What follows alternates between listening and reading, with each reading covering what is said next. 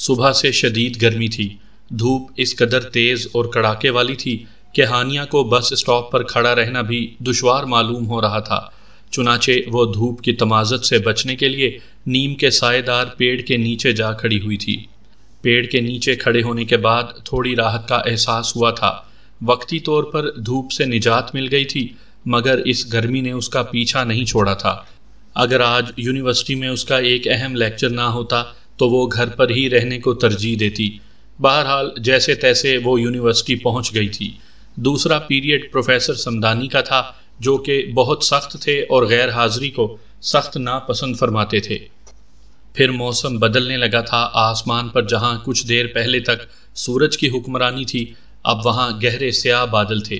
Professor صاحب کا period ختم ہو چکا تھا۔ ہانیہ تو جیسے انتظار کر رہی تھی۔ پیریڈ ختم ہوتے ہی وہ اٹھ کھڑی ہوئی۔ عین اسی وقت صبا نے اس کا ہاتھ پکڑ لیا۔ کدھر؟ اس نے مسکرا کر پوچھا۔ کچھ نہیں یار، گھر جا رہی ہوں۔ کیوں؟ ناز بول پڑی، جو کہ اس کے بائیں طرف بیٹھی تھی۔ یار فیلنگ ناٹ ویل، وہ جھٹ سے بولی۔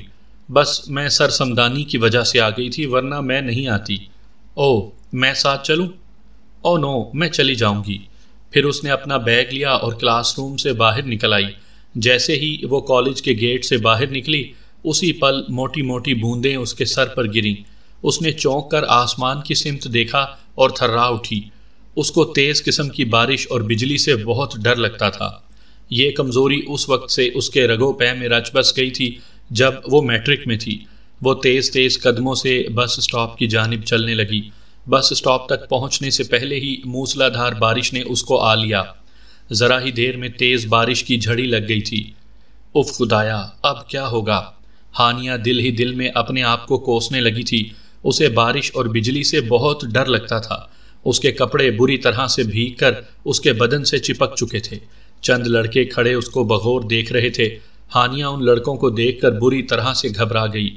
ان لڑکوں کی نظریں بالکل بھی اچھی نہ تھیں۔ اچانک اس کی نظر اسی پیڑ پر پڑی۔ وہ تیز تیز قدم اٹھاتی ہوئی اس پیڑ کے نیچے جا پہنچی۔ یہ اس کی بدقسمتی تھی کہ بس اسٹاپ پر اس کے اور ان لڑکوں کے علاوہ کوئی اور نہیں تھا جو کہ اس کو دیکھ رہے تھے۔ پھر اس نے ان لڑکوں کو اپنی سمت آتے دیکھا۔ وہ لڑکے اس سے تھوڑے فاصلے پر اس پیڑ کے نیچے کھڑے ہو گئے۔ وہ تعداد میں 4 تھے۔ وہ پیڑ کے نیچے ہانیہ سے تھوڑے فاصلے پر کھڑے ہو کر اس کی جانب دیکھ رہے تھے۔ بارش کی شدت کے باوجود بھی ان لڑکوں کی نظروں کی ہوس کو محسوس کر کے وہ کانپ گئی۔ وہ لڑکے بری طرح سے ہانیہ کو گھور رہے تھے۔ اب وہ اپنے آپ کو غیر محفوظ سمجھ رہی تھی۔ بارش کی رفتار میں خاصا اضافہ ہو چکا تھا۔ لڑکے آپس میں سرگوشیوں میں باتیں کر رہے تھے۔ کچھ ہی لمحے گزرے ہوں گے کہ اس کے کانوں نے ایک کار کے ہارن کی آواز سنی۔ ایک کار بالکل اس کے نزدیک آ کر رک گئی۔ پھر اس نے کار سے کسی کو نکلتے ہوئے دیکھا۔ اس نے بارش سے بچنے کے لیے اپنے جسم پر برساتی اوڑھ رکھی تھی اور اس کے ہاتھوں میں چھتری بھی تھی۔ اس کا رخ اسی کی طرف تھا۔ وہ بڑی تیزی سے چلتا ہوا ہانیہ کے نزدیک آ رہا تھا۔ پھر وہ ہانیہ کے پاس پہنچ کر رک گیا اور پھر وہ ہانیہ سے مخاطب ہوا۔ آپ یہاں کیوں کھڑی ہیں؟ اس نے چونک کر اس کی سمت دیکھا تو چہرہ جانا پہچانا سا لگا تھا۔ یہ مزمل تھا جو یونیورسٹی میں اسی کے ساتھ ہی پڑھتا تھا اور کافی نیک نام لڑکا تھا۔ اس نے شکر کی سانس لی اور کن اکھیوں سے لڑکوں کی طرف دیکھا جو مزمل کو آتا دیکھ کر دوسری سمت متوجہ ہو گئے تھے۔ اس نے لڑکوں کی طرف دیکھا اور پھر اس کے جواب کا انتظار کیے بغیر ہی اپنی چھتری اس کی طرف بڑھا دی۔ آپ چل کر میری کار میں بیٹھ جائیں، میں آپ کو گھر چھوڑ آتا ہوں۔ ہانیہ پہلے تو ہچکچائی، پھر اس نے ان لڑکوں کی طرف دیکھا جو کہ اب بھی اسی کو گھور رہے تھے اور پھر وہ تیز تیز قدم اٹھاتی کار میں بیٹھ گئی۔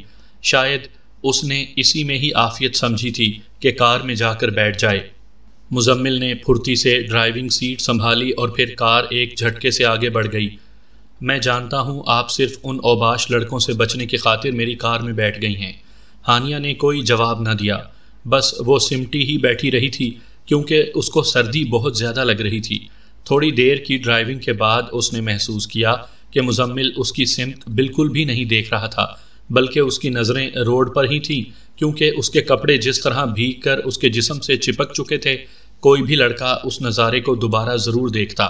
آپ کا گھر کس طرف ہے؟ وہ روڈ کی طرف دیکھتے ہوئے بولا۔ Green society. آپ کو آج ریسٹ کرنا تھا، وہ دھیرے سے مسکرا کر بولا۔ مجھے معلوم تو نہیں تھا کہ بارش ہو جائے گی، ویسے بھی سر سمدانی کی کلاس مس کر دو تو پھر وہ نیگیٹو مارکنگ کرتے ہیں۔ اس نے منہ بنایا۔ ہاں سر سمدانی تو سخت ہیں، مجھے بارش سے متعلق پہلے سے ہی اندازہ تھا، اس لیے اپنے ابو کی کار لے کر آ گیا۔ دے دی انہوں نے اپنی کار؟ وہ مسکرائی۔ اس کی ضرورت نہیں، اب وہ میرے ہی یوز میں ہے۔ کیا مطلب؟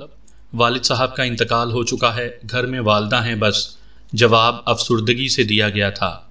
سوری، ایک بات پوچھوں آپ سے؟ جی شوق سے۔ جب اس قدر تیز بارش تھی تو آپ یونیورسٹی سے نکلے کیوں؟ میں تو بارش شروع ہونے سے پہلے نکلی تھی، مگر آپ تو کافی دیر بعد نکلے ہیں۔ مزمل نے فوری طور پر کوئی جواب نہ دیا۔ چند لمحوں کے توقف کے بعد وہ دھیرے سے مسکرایا اور پھر بولا، آپ کو دیکھ کر۔ یہ سن کر وہ چونک گئی۔ کیا مطلب؟ دراصل میں نے اندازہ لگا لیا تھا کہ آپ گھر جانے کے ارادے سے نکلی ہیں، اور مجھے اندازہ تھا کہ بارش تیز ہو جائے گی، میں تو بس سے بھی چلی جاتی۔ مزمل نے ایک طویل سانس لی اور کار کی سکرین کی طرف متوجہ ہو گیا۔ دوسرے ہی پل وہ بری طرح سے چونکا اور اس کے پیر بے اختیار بریک پر لگے۔ ٹائر بڑی ہی زور سے چرچرائے تھے، جس کی وجہ سے ہانیہ کو جھٹکا سا لگا تھا۔ یہی حال مزمل کا بھی تھا۔ سڑک کے بالکل وسط میں ایک سیاہ رنگ کا بلہ بیٹھا تھا۔ وہ قد اور جسامت میں عام بلوں سے کچھ زیادہ ہی تھا۔ نہ جانے کہاں سے وہ بلہ سڑک کے عین وسط میں آ گیا تھا، جس کو دیکھ کر مزمل کو بے اختیار بریک لگانے پڑے تھے۔ وہ بڑی ہی شان بے نیازی سے اپنے اگلے پاؤں پھیلائے بڑے ہی سکون سے بیٹھا تھا۔ اس کی بڑی بڑی سرخ آنکھیں کار کو دیکھ رہی تھیں۔ مزمل بڑی حیرت سے اس بلے کو دیکھ رہا تھا، جس کے انداز میں لاپرواہی تھی۔ اس کو اس بات پر حیرت تھی کہ ایک جانور بارش میں کتنے سکون سے بیٹھا ہے۔ ہانیہ کی حالت بھی کچھ عجیب سی تھی۔ نہ جانے کیوں اس کی لال سرخ آنکھوں سے اس کو خوف محسوس ہو رہا تھا، نہ جانے کیوں اس کو اپنا ماضی یاد آ گیا تھا۔ چند لمحوں تک وہ کار کو دیکھتا رہا، پھر بڑے ہی سکون سے اٹھا اور دوسری سمت چل پڑا۔ اس کے جاتے ہی مزمل نے کار سٹارٹ کر دی۔ بڑا ہی خوفناک تھا، بارش میں یوں بیٹھا تھا کہ جیسے اس کو پرواہ ہی نہ ہو۔ مزمل زیر لب بڑبڑایا۔ ہانیہ نے کوئی جواب نہ دیا۔ اس کا دماغ تو ان آنکھوں میں الجھا ہوا تھا۔ خدا خدا کر کے کار گرین سوسائٹی میں داخل ہوئی۔ کار کہاں روکوں؟ وہ چونکی۔ وہ سامنے نیلے والا گیٹ ہمارا ہے۔ آپ میری چھتری لے جائیں کیونکہ بارش اب بھی رکی نہیں ہے۔ ہانیہ نے چند لمحے تک سوچا اور پھر مسکراتے ہوئے چھتری لی اور کار سے نیچے اتر گئی۔ بارش اب بھی زوروں پر تھی۔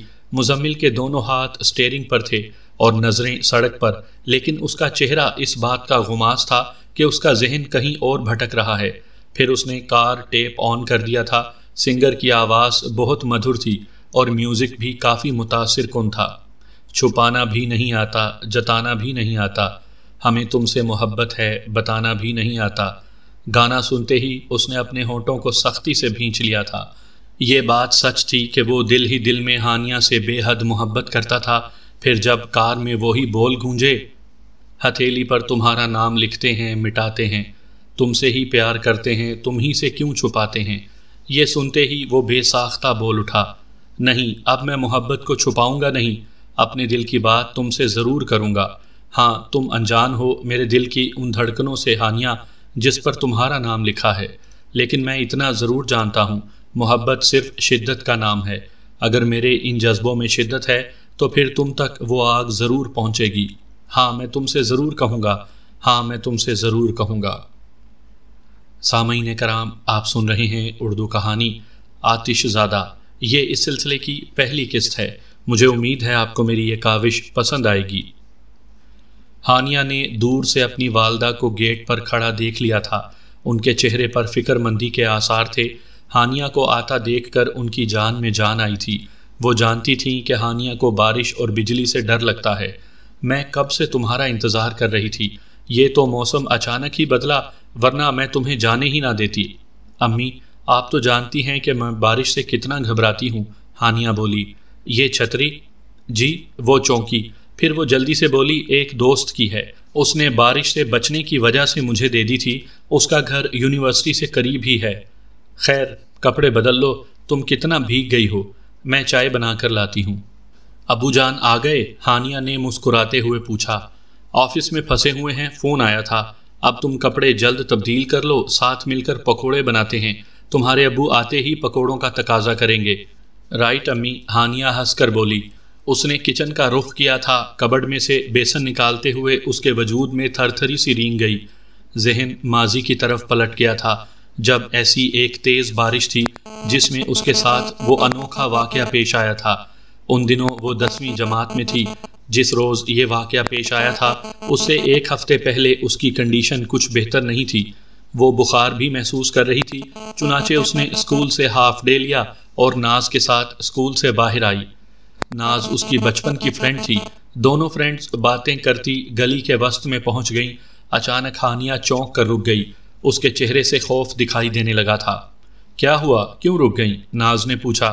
ہانیہ نے جواب دینے کے بجائے انگلی سے سامنے کی جانب اشارہ کیا۔ اب جو ناز نے دیکھا تو اس کی بھی حالت خوف سے پتلی ہونے لگی تھی۔ وہ کالا بلہ سڑک کے بالکل وسط میں بیٹھا تھا، بالکل سیاہ۔ اس کی جسامت عام بلوں سے بڑی تھی۔ وہ اپنی سرخ آنکھوں سے ان دونوں کی طرف دیکھ رہا تھا۔ کیا پتھر سے ماروں؟ ناز نے پوچھا۔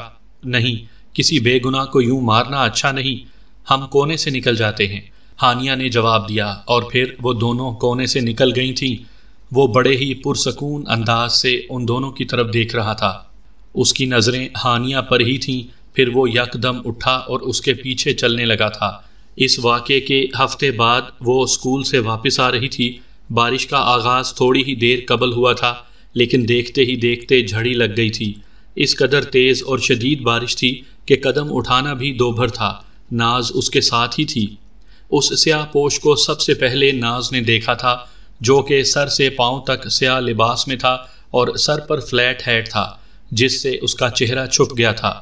وہ اسکول کے گیٹ پر کھڑا بڑی ہی لا تعلقی سے ادھر ادھر دیکھے جا رہا تھا۔ اس کے ہاتھ میں ایک جلتا ہوا سگریٹ تھا۔ ان دونوں کو باہر آتا دیکھ کر اس نے سگریٹ پھینکی اور ان کے پیچھے چلنے لگا تھا۔ کیا یہ ہمارا پیچھا کر رہا ہے؟ ہانیہ لرزتی ہوئی آواز میں بولی۔ ہاں، لگتا تو ایسا ہی ہے، ناز نے کانپ کر کہا۔ اف! اس نے پلٹ کر دیکھا تو اس سیاہ پوش کو چند قدموں کے فاصلے پر پایا۔ دونوں نے اپنے قدموں کی رفتار تیز کر لی تھی، لیکن ان دونوں کی یہ کوشش ناکام ثابت ہوئی تھی۔ سیاہ پوش نے بھی اپنی رفتار تیز کر لی تھی۔ وہ پانی میں شڑاپ شڑاپ کرتا تیز تیز قدم بڑھا رہا تھا۔ اب وہ دونوں گھبرا کر ایک دوسرے کی طرف دیکھنے لگی تھیں۔ بارش زوروں پر تھی، ان کے لباس بری طرح سے بھیگ گئے تھے۔ علاقے کی سمت جانے والا یہ راستہ بھی ذرا سناٹے والا تھا، کیونکہ درمیان میں وہ علاقہ پڑتا تھا جو کہ نو آباد تھا اور مکانات بھی کم تھے۔ اب کیا کریں؟ ناز نے کانپتے ہوئے کہا۔ قدم بڑھاؤ، اور کر بھی کیا سکتے ہیں؟ آواز میں لرزاہٹ نمایاں تھی۔ ہاں، ایسا ہی کرتے ہیں، میرا گھر بھی اب زیادہ دور نہیں ہے، ناز نے کہا۔ وہ دونوں تیز تیز چلتی رہیں، مگر ایسے لگ رہا تھا کہ سیاہ پوش کی رفتار ان سے زیادہ تیز ہے۔ پھر وہ دونوں تقریباً بھاگتی ہوئی اپنے محلے میں داخل ہو گئیں۔ ناز کا گھر وہاں سے زیادہ دور نہیں تھا۔ دروازہ ناز کی والدہ نے ہی کھولا تھا۔ پھر وہ دونوں تیزی سے اس طرح گھر میں داخل ہوئی تھیں جیسے کہ مرغیاں دڑبے میں داخل ہوتی ہیں۔ اس شہر کا نام گلنار پور تھا، لیکن شہر کے لوگوں نے اس کو ساون پور کے نام سے ہی منسوب کر دیا تھا، اور یہ حقیقت بھی تھا کیونکہ اس شہر میں اتنی بارشیں ہوتی تھیں کہ یہ شہر سورج بہت ہی کم دیکھ پاتا تھا، اس لیے اس کا نام ساون پور ہی رکھ دیا گیا تھا۔ سرکاری فائلوں اور رجسٹروں میں بھی اس کو ساون پور لکھا اور پڑھا جاتا تھا۔ اس شہر کا نکاسی آب کا نظام اس قدر مربوط اور بہترین تھا کہ بارشوں کے بعد پانی کا زیادہ دیر تک کھڑا رہنا دشوار تھا۔ اکثر آسمان صاف ہوتا اور پھر یکدم ہی کالے بادل اس کو گھیر لیتے اور پھر موسلا دھار بارش شروع ہو جاتی تھی۔ ناز کی والدہ نے حیرت سے ان دونوں کی باتیں سنی تھیں، پھر وہ بولی، اب کہاں ہے وہ مردود؟ باہر۔ ٹھیک ہے، وہ سر ہلا کر بولی، میں دیکھتی ہوں اس کو، تم جب تک کپڑے بدل لو اپنا کوئی سوٹ دے دو ناز ہانیہ بیٹی کو۔ اتنا کہہ کر ناز کی والدہ نے اپنا رخ دروازے کی طرف کر لیا۔ ناز اس کو اپنے کمرے میں لے آئی تھی، پھر اس نے الماری کھول کر اپنے اور ہانیہ کے لیے سوٹ نکالے اور ایک شلوار قمیض اس کی طرف بڑھا دی۔ باتھ روم کس طرف ہے؟ ہانیہ نے مسکرا کر پوچھا۔